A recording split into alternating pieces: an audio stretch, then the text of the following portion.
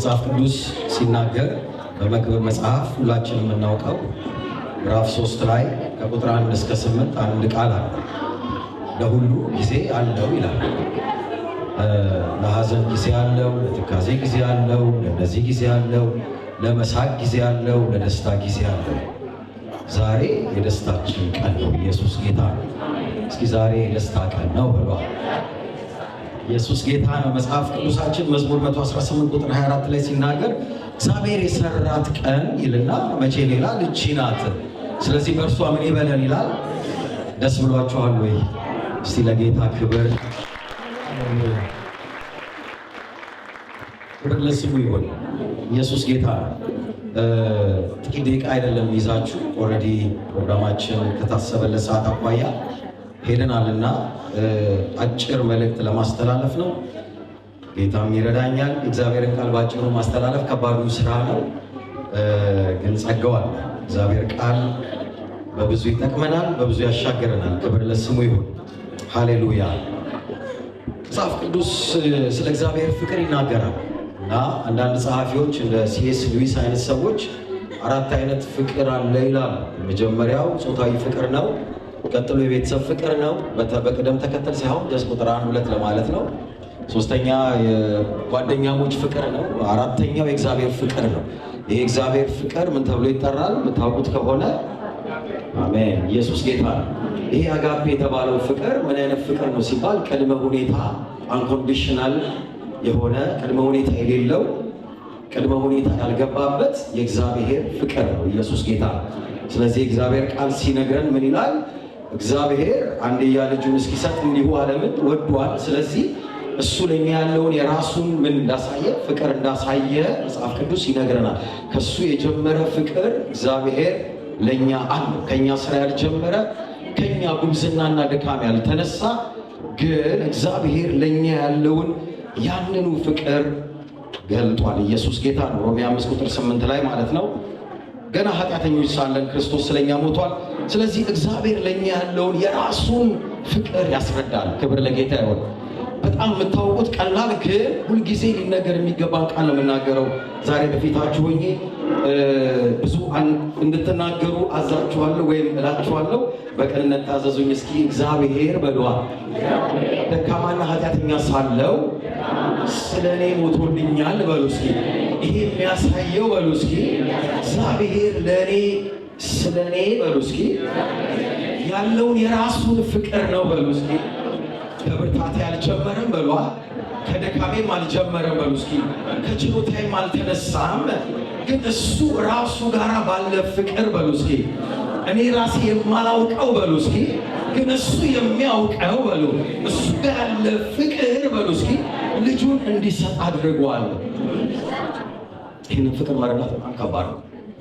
ምክንያቱም ከኛ ያልጀመረ ከሱ የጀመረ ምን ላይ ተመርኩዞ ምን አስቦ ምን አይቶ ዘማሪው ለዚህ ይመስለኛል ታስበው ዘንድ ሰው ምንድን ነው ትጎበኘው ዘንድ የሰው ልጅ ምንድን ነው ግራ ስለገባው ይመስለኛል። እና እግዚአብሔር ከእሱ በጀመረ ፍቅር ወደደ። ከእሱ በጀመረ ፍቅር ምክንያት ብንፈልግ ምክንያት እንዳናገኝ አድርጎ ሲደክመን አይወደኝም ለካ እንዳንል፣ እግዚአብሔር በቃ በእኔ ላይ ያለው አቋም ተለወጠ እንዳንል፣ ስንበረታ እግዚአብሔር አሁን አብልጦ ወደደኝም እንዳንል፣ ከእኛም ብርታት ከእኛም ድካም ጋር እንዳይያያዝ አደረገና በራሱ ፍቅር ወደደን። ኢየሱስ ጌታ ነው። ሃሌሉያ፣ ክብር ለስሙ ይሁን። ታዲያ እግዚአብሔር ሲወደን ልጁን ሰጠን። ልጁን ሲሰጠን ልጁ ማን ነው? ኢየሱስ ማን ነው? አጠገባችሁ ላለው ኢየሱስ ማን ነው በሉት እስኪ። ሃሌሉያ፣ መለሰላችሁ። ኢየሱስ ማን ነው በሉት እንደገና። ክብር ለስሙ ይሁን። እግዚአብሔር የሰጠን ልጅ ኢየሱስ ይባላል። ይሄ ልጁ ታዲያ አምላክ ነው፣ መለኮት ነው። ዮሐንስ ወንጌል ምዕራፍ 1 ላይ ቶሎ ቶሎ እያልኩ መልእክቴን እናገራለሁ፣ የሰዓት ሽም ያለብን። ክብር ለስሙ ይሁን። ዮሐንስ ወንጌል ምዕራፍ 1 ላይ ሲናገር በመጀመሪያው ቃል ነበር፣ ቃልም በእግዚአብሔር ዘንድ ነበር፣ ቃልም እግዚአብሔር ነበር። ሃሌሉያ።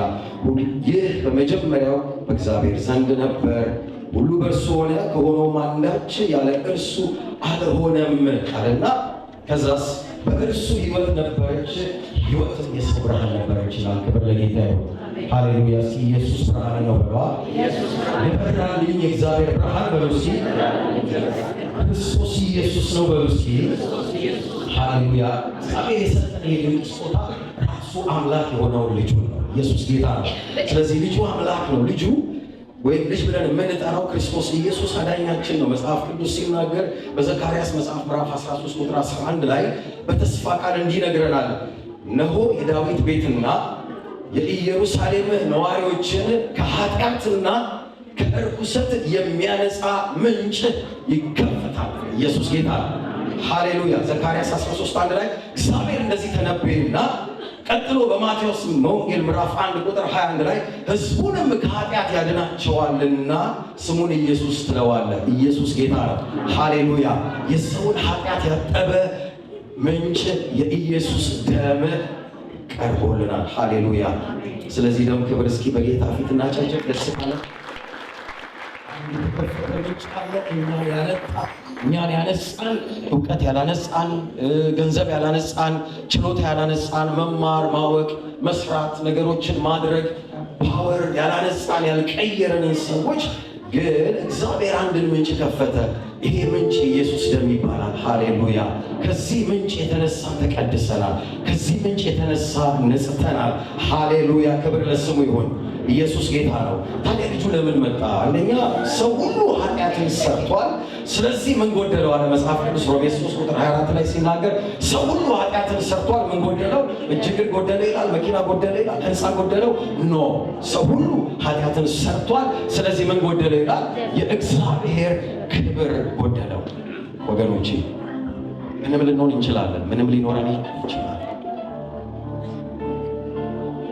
በክርስቶስ ካልሆነን ዛሬ በክርስቶስ የተጠቀለለ ህይወት ከሌለ ጌታ ኢየሱስን እንደ ግል አዳኛችን ካልተቀበልን ኢየሱስን ብቸኛ መንገድ ብቸኛ እውነት አድርገን ካልተቀበልን ኢየሱስ ክርስቶስ እግዚአብሔር የላከው የመዳን በር የበጎች እረኛ እንደሆነ ካላመንን ምንም ሊኖረን ይችላል። ግን የጎደለን ክብር አለ፣ የጎደለን ህይወት አለ፣ የጎደለን ማንነት አለ።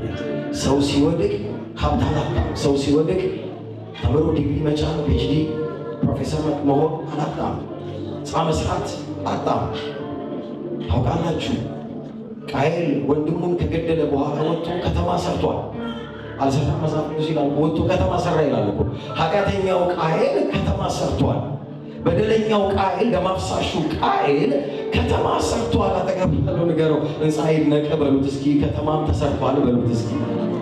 በኃጢአት የሚሰራ ሕንፃ ብቻ አይደለም ከተማም አለ። ኃጢአተኛው ቃየል ከተማ ሰርቷል።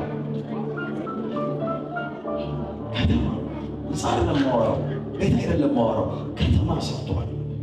ግን የእግዚአብሔር ክብር ጎሎታል። ሰው ሁሉ ከክርስቶስ ውጭ ስለሆነ የእግዚአብሔር ክብር ጎሎታል። የጎደለን የውስጥ ማንነት ነው። የጎደለን የተሰጠን የህይወት ብርሃን ነው። የጎደለን የተሰጠን ልጅነት ነው። ሮሜ 5 ቁጥር 12 ላይ እንደገና ኃጢአት በአንድ ሰው ወደ ዓለም ገባ፣ ስለዚህ በኃጢአት ምክንያት ሞት ሁሉ ለሰው ደረሰ። ሞት የሰው ሁሉ መጠቅለያ ነበር። አካላዊ ሞት፣ ቀጥሎ ደግሞ ሁለተኛው ሞት የሳት ባህል። ሰው ሁሉ ከዚህ በታች ይገዛ ነበር። ከዚህ በታች እንዲኖር ተፈርዶበት አምስት አሁንም ቁጥር 18 ላይ በአንድ በደል ምክንያት ኩነኔ ፍርድ ለኩነኔ ወደ ሰው ሁሉ መጣ ይለናል። ሰው ሁሉ በጅጅመንት በፍርድ ከቀንበር በታች ከባርነት በታች ይኖር ነው። የኃጢአት ውጤት ሞት ነው። የኃጢአት ውጤት ፍርድ ነው። ስለዚህ እግዚአብሔር በክርስቶስ ኢየሱስ ታሪክን ቀየረ። እግዚአብሔር በልጁ እድፋችንን አነጻ። እግዚአብሔር በልጁ ከውስጣችን የተሰረቀውን የህይወት ኃይልና ብርሃን መለሰልን። ሲመልስልን በእጥፍ ክብር አድርጎ ልጆች አደረገን። ኢየሱስ ጌታ ነው። ኤፌሶን መጽሐፍ ላይ ልሂድና ይህን ሀሳብ የሚያጠናክርልኝን ጥቅስ ላንብብ። ኤፌሶን መጽሐፍ ሲናገር ምዕራፍ 2 ቁጥር 5 ላይ ከወደደን ከትልቅ ፍቅሩ የተነሳ በበደላችን ሙታን እንኳን በሆንን ጊዜ ከክርስቶስ ጋር ህይወት ሰጠን። በጸጋ ድናችኋልና በሚመጡ ዘመናት በክርስቶስ ኢየሱስ ለእኛ ባለው ቸርነት ከሁሉ የሚበልጠውን የጸጋውን ባለጠግነት ያሳይ ዘንድ ሃሌሉያ በጸጋ ድናችኋል ማለት ነው። ጸጋን ሰጠን፣ ሕይወት ሰጠን። በጸጋ ዳናችሁ፣ ወጣችሁ፣ ከተያዛችሁበት ቀንበር አመለጣችሁ፣ ከፍርድ ወጣችሁ፣ ከጠፋባችሁ ብርሃን ጋር ተገናኛችሁ፣ ከጨለማ ዓለም ፈለሳችሁ ወጣችኋልና ቀጥሎ ግን የጸጋውን ባለጠግነት ሲያሳይ ተመልከቱት። ቀጥሎ የጸጋውን ባለጠግነት ሃሌሉያ ያሳይ ዘንድ ከእርሱ ጋር አስነሳን፣ በክርስቶስ ኢየሱስም በሰማያዊ ስፍራ ከእሱ ጋር አስቀመጠን። ኢየሱስ ጌታ ነው። ክርስቶስ ኢየሱስ በአብ ቀኝ የተቀመጠ ሰው እስኪ ያጨበጨባለ እግዚአብሔር። ፊተኛው አዳም በኤደን ገነት ነበር። ፊተኛው አዳም ለምድር ገዢ ነበር። ፊተኛው አዳም ምድራዊ በረከት ነበረው። ፊተኛው አዳም ከመላእክት ባነሰ ክብር ነበር። እግዚአብሔር ግን የወደቀውን ሰው ሲያነሳ በሰጠው የጸጋው ባለጠግነት በቀኙ አስቀመጠው። ኢየሱስ ጌታ ነው። በሰማያዊ ስፍራ በመንፈሳዊ በረከት ሁሉ የባረከ ልጅ አለው። ክብር ለስሙ ይሁን። ልጅ ተብሎ ተጠራ። ፍጥረት ብቻ ነበረ፣ አሁን ግን ልጅ ሆነ። ሃሌሉያ። እስኪ ልጅ ሆነሃል ወይ በሉት አጠገባችሁ ላለው። በክርስቶስ ኢየሱስ ዳግም ተወልደህ ልጅ ሆነሃል ወይ? አዲስ ዘር አግኝተሃል ወይ? አዲስ ማንነትን ተቀብለሃል ወይ? ክርስቶስ መሆን ሃይማኖት አይደለም በሉት እስኪ። የሃይማኖት ለውጥ አይደለም፣ የሃይማኖት ጥያቄ አይደለም በሉት እስኪ። እግዚአብሔር ላንተ የሰጠውን እውነት የመቀበል ጉዳይ ነው። ብታውቅም ባታውቅም እግዚአብሔር ልጅ አድርጎሃል፣ በቀኝ አስቀምጦሃል። ሃሌሉያ። ከዚህ በላይ ክብር የለም በሉት። ኢየሱስ ጌታ ነው። ሃሌሉያ።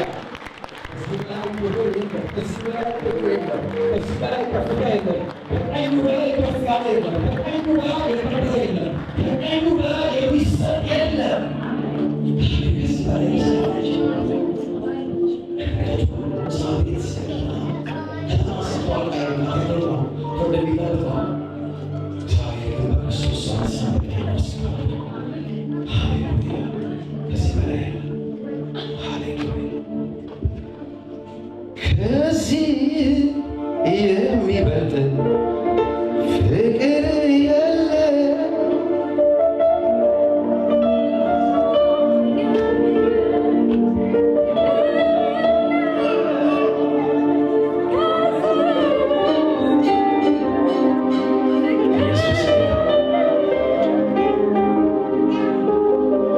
ለ30 ሰከንድ ስዊችዋት ኢየሱስ ጌታ ነው። ለ30 ሰከንድ ያህል ጀስት አይናችሁን ጨፍኑና እንድታስቡት።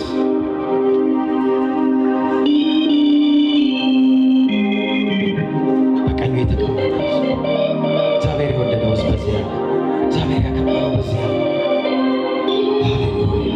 ጸጋው ባለጠግነት ያሳይ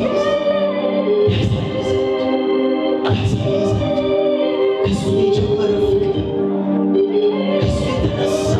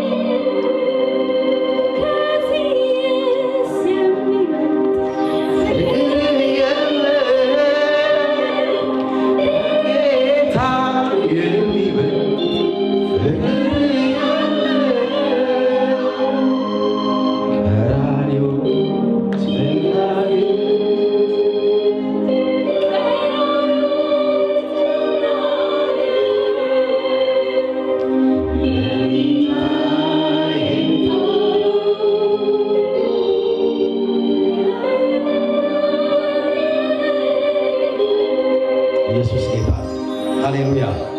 ወደ ቃሉ ልመልሳችሁ። እግዚአብሔር ታዲያ በክርስቶስ ኢየሱስ ሲያድነን አንድም ያዳነው ትዳር ነው። እግዚአብሔር በዘፍጥረት 1:2 የትዳርን ማንዋል ሰጠ። የምታወቁትን ቃል ነው። ስለዚህ እዛ ውስጥ ጥቅሶችን በመናገር ጊዜውን አልወስድም። ቀጥሎ ግን ምዕራፍ 3 ላይ ሰይጣን መጣና ትዳርን ከእግዚአብሔር እጅና ከእግዚአብሔር አጀንዳ አወጣ። ሐሳብ ከተተባቸው እግዚአብሔር ትዳርን ለሱ ብለው እንዲኖሩ ፈለገ። ግን ሐሳብ ሲከተባቸው የጨለማውን ሐሳብ ሲከተሉ ትዳርን ወደ እነሱ እጅ አስገቡና በፈቃዳቸው መምራት ጀመሩ። ስለዚህ እግዚአብሔር ይህን የጠፋውን ትዳር፣ ይህን የተበተነውን ትዳር፣ ይህን የተወረሰውን ትዳር አይቶ ዝም አላለም። እግዚአብሔር ምን አደረገላቸው ይላል? ቁርበትን አደረገላቸው ይላል።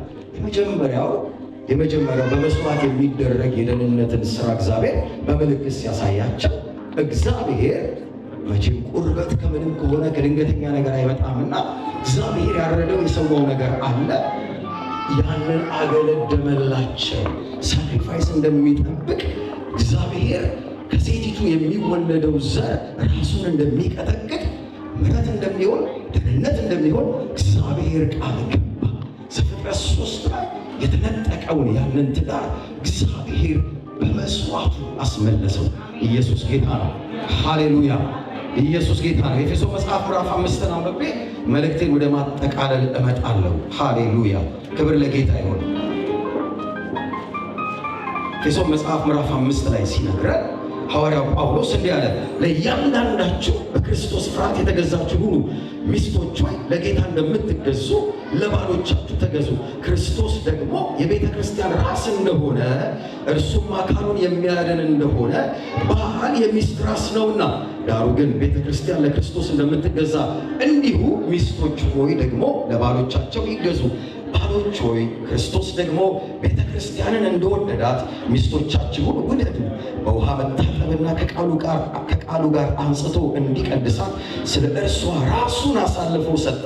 እድፈት ወይም የፊት መጨማደድ ወይም እንዲህ ያለ ነገር ሳይኖርባት ቅድስትና ያለ ነውር ትሆን ዘንድ ክብርት የሆነችን ቤተ ክርስቲያን ለራሱ ሊያቀርብ ፈለገ። እንዲሁም ባሎች ደግሞ እንደገዛ ሥጋቸው አድርገው የገዛ ሚስቶቻቸውን ሊወስዱ ይገባቸዋል። የገዛ ሚስቱን የሚወድ ራሱን ይወዳል። ማንም የገዛ ሥጋውን የሚጠላ ከቶ የለምና።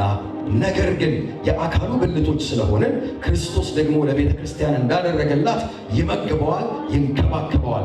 ስለዚህ ሰው አባትና እናቱን ይተዋል፣ ከሚስቱም ጋር ይተባበራል፣ ሁለቱም አንድ ሥጋ ይሆናሉ። ይህ ምስጢር ታላቅ ነው አለ። ኢየሱስ ጌታ ነው።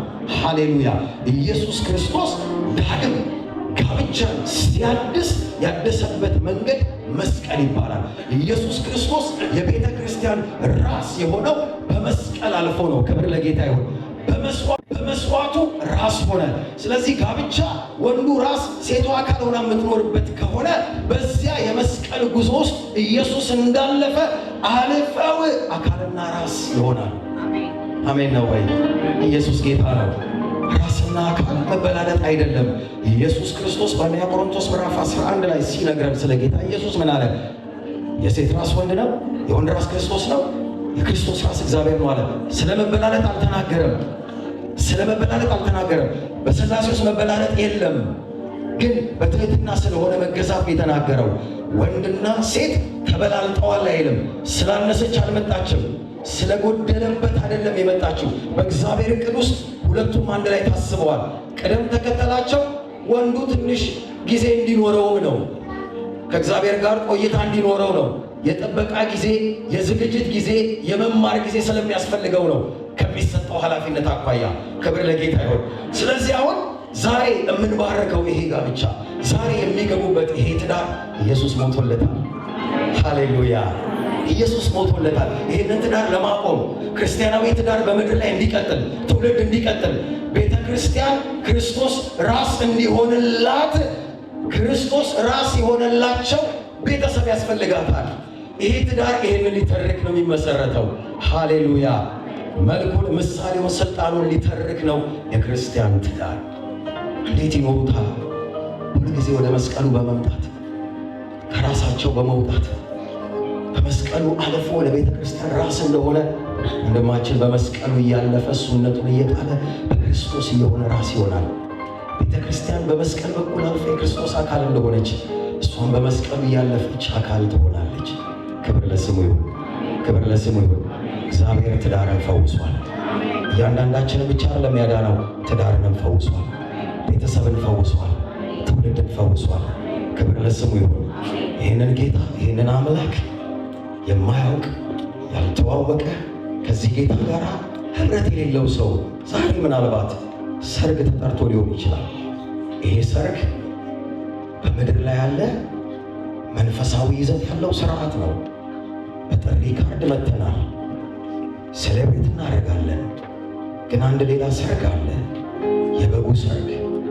ከፊታችን የምንጠብቀው ከእሱ ጋር የምንሆንበት፣ አብረነው የምንቀጥልበት፣ የምንኖርበት፣ አካሉ ሆነን ራስ ሆኖን የምንቀጥልበት ዘላለማዊ ክብርና ህይወት አለን። ወደዚያኛው ለመግባት በደሙ መንጻትን፣ ወደዚያኛው ለመግባት ኢየሱስን መቀበል፣ ወደዚያኛው ለመግባት ጌታ ኢየሱስ ለእኔ ነው የመጣው ብሎ ዛሬ ላይ መወሰን ይፈልጋል። ጌታ ኢየሱስ ሰውን ይወዳል። ጌታ ኢየሱስ በኃጢአት ላይ አልፈረደም። በኃጢአት ላይ ፈረደ እንጂ በኃጢአተኛ ላይ አልፈረደም። ጽድቅን የሚወድ የኃጢአተኞች ወዳጅ የሆነ አምላክ አለን። ምናልባት ዛሬ ከዚህ ጌታ ጋር ያልተዋወቀ ግን እነኝን ተጋቢዎች የተዋወቀ ሰው ዛሬ እቺ ቀን ለዚያ ሰው ለዛች ሴት የመዳን ቀን ልትሆን ትችላለች። ኢየሱስ ጌታ ነው፣ ሃይማኖት አይደለም። እግዚአብሔር ልጅ ነው። የመዳናችን ብቸኛ ተስፋ እሱ ነው። ዓለማትን የፈጠረ እሱ ነው። ኢየሱስ ነቢይ ብቻ አይደለም፣ እግዚአብሔር ልጅ ነው። ይመጣል፣ ይወስደናል። ከእሱ ጋር ለዘላለም እንኖራለን። የሚቀጥል ህይወት አዘጋጅቶልናል። አንገቶቻችሁን ዝቅ አድርጉና ይህንን ጥሪ ያደርጋለሁ። ዛሬ አጠገባችሁ ያለውን አንድ ሰው በጌታ ነው ወይ በሉት እስኪ። ጌታ ነው፣ በጌታ ቤት ተተክለሃል ወይ በሉት እስኪ። ኢየሱስ ጌታ ነው። ሃሌሉያ። ምናልባት ጌታን የሚያውቅ ሰው ካለ እጁን ቢያሳየን ዛሬ ወደዚህ መጥቶ እንጸልይለታለን። ከዚህ ጌታ ጋር ይገናኛል፣ ከዚህ ጌታ ጋር ይተዋወቃል፣ ህይወት ይሆንለታል። ክብር ለስሙ ይሁን። ሃሌሉያ። አጭር ጸሎት ከኔ ጋር እንጸልያለን። አይኖቻችንን እንጨፍን። እግዚአብሔር አምላክ ሆይ እናመሰግናለን፣ እንባርክሃለን። ስምህ ከፍ ይበል። በዚህ ስፍራ አንተ ሕያው ነህ። በዚህ ስፍራ አንተ ልትከብር በዚህ አለ።